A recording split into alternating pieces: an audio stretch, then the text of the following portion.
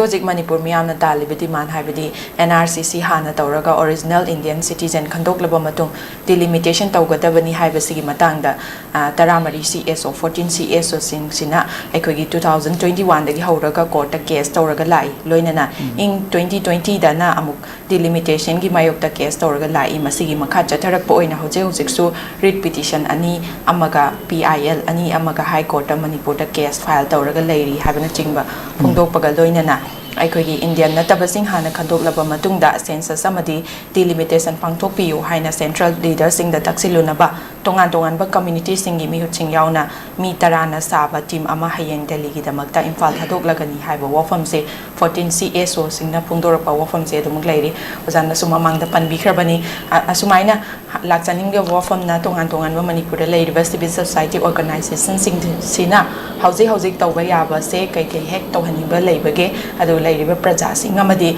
government na chapchana pangthok haning thabak se ozagi site gi kari thambi haujiki CSO mayamna tawraiba khongthang se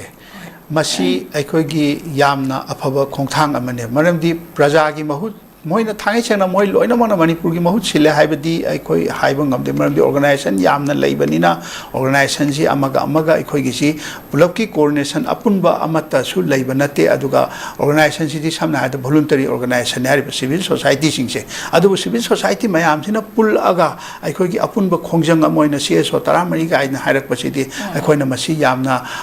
line lobodi yaroi aduga praja gi mihut MLA mayam amasu leidina ko ada hariba people's representative as well as ngasai civil society body singi miyam mi muhut silaga thabak tawriba miyam interest thabak tawriba organization singina court PIL bu thangatlo case bu tawro moidi miyam interest thabak tawri neba da haiba posidi aikoi punamana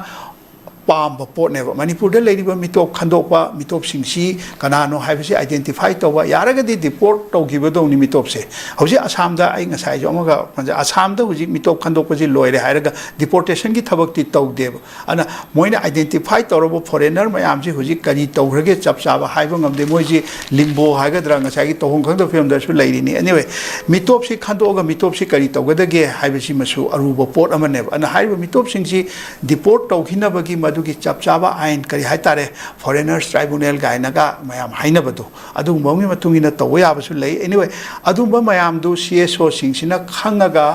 Manipur की government की लाइरिबा representative सिंग हाइगदर MLA सिंग चटमिना की government का CSO सिंग सु सिगी मतांग सिदा हानासु उनगरे को अखोइना खंगजबदा classic Grande hotel दगा नुमिनिनी सुमना उनगी बे वारी सु याउजे ताकी अदना हाइबा मयाम सि गवर्नमेंट की सु अपामबनी हाइरे अदोरबदी CSO सुना हाइरिबा पोतु सु तारगा पुन्ना सेंटर द चलगा सेंट्रल की अथॉरिटी सिंग दुदा कनानो मागी लाइरिबा कोरेस्टार जनरल ऑप्शन मधु उनगेरा होम मिनिस्टर एनीवे मयाम दुगा उनरगा हाइरिबा मियाम की अपाम्बा अदुगा मणिपुर दा हौजिक लैरिबा सिचुएशन सि मरिक चुमना पाउदम मुबदुदी अफबा पोनेबा मधुदगी अफबा खरा लाकपसु ओइसनो अदुना CSO सिंगसिगा गवर्नमेंट का से ऑलवेज मुकनरगा लेगदबदी नत्ते अइना खंजबददी हाइरिबा अदुना गवर्नमेंट की करिगुंबा करि हाइतारे प्रोग्राम पॉलिसी मैटर खरदा CSO सिंगसिना यानिंगदबा यावबा याय अदगी अखोगी गवर्नमेंट का करीगा इशू खरद खेनबा याय बट इशू खरददी पुन्ना चटमिनरगा सरकार की अपा मणिपुर की मियाम की याइफनबा खनबैसि मणिपुर सरकार की सुनी मणिपुर की CSO सिंगसिनि अदा CSO सिंग गवर्नमेंट का मतम पुनमक्ता खननी हाइबसु लेते अदुगा मतम पुनमक्ता मोइसि अदु मुकनदना गवर्नमेंट तौदुइ मायोक्ता तौनी हाइबदि नत्तेबा अदुना अखोइना पामबदि इशू खरददी पुन्ना चटमिनरगा सेंट्रल गवर्नमेंट पुन्ना हाइमिनरगा मियाम की अपामबदो मणिपुर स्टेट सी इंडिया की स्टेट अमनेबा अदुना मणिपुर दा लैरिबा मिटोप सिंगजी इंडिया की ओइनसु मिटोप नेबा अन हौजिक लालिबा सेंटर दा पालिबा BJP की सरकार से मिटोप खंदोकपदा यामना थवा याव सरकार अमदि ओयबा अदुना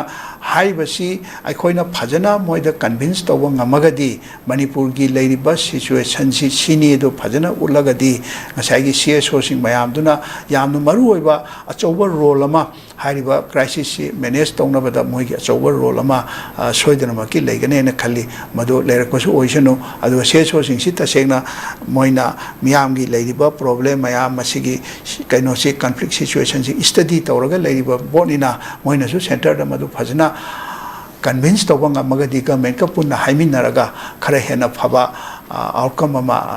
ꯂꯧꯊꯣꯔꯛꯄ ꯌꯥꯏ ꯍꯥꯏꯕꯗꯨꯗꯤ ꯑꯩꯈꯣꯏ ꯊꯥꯖꯅꯤꯡꯉꯥꯏ ꯑꯣꯏ ꯃꯗꯨꯗꯤ ꯊꯥꯖꯅꯤꯡꯉꯥꯏ ꯑꯣꯏꯕ ꯋꯥꯅꯦ ꯑꯐꯕ ꯄꯣꯠꯅꯤ ꯑꯣꯖꯥ ꯊꯥꯒꯠꯆꯔꯤ ꯑꯗꯨꯒ ꯑꯩꯈꯣꯏꯒꯤ